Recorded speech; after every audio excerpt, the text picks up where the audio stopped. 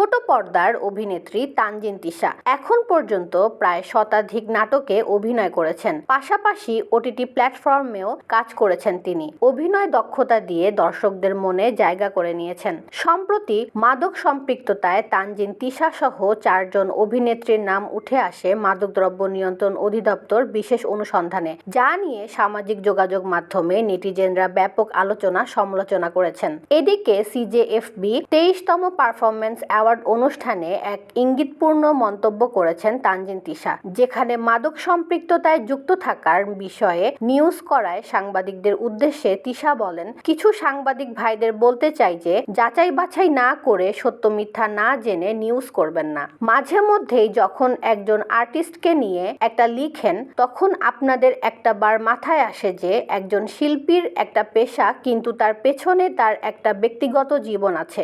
যে ব্যক্তিগত জীবনে তার পরিবার আছে, তার সমাজ আছে, বাবা মা আছে, ভাই বোন আছে। এরপর অভিনেত্রীর কথায় আসলে তাদের উপরে কি যায় সেই ব্যাপারটা যদি আমরা একটাবার চিন্তা করি, তাহলে আসলে অনেক নেগেটিভ হেডলাইন, অনেক নেগেটিভ নিউজ, অনেক কিছু না আমরা আসলে আটকাতে পারবো।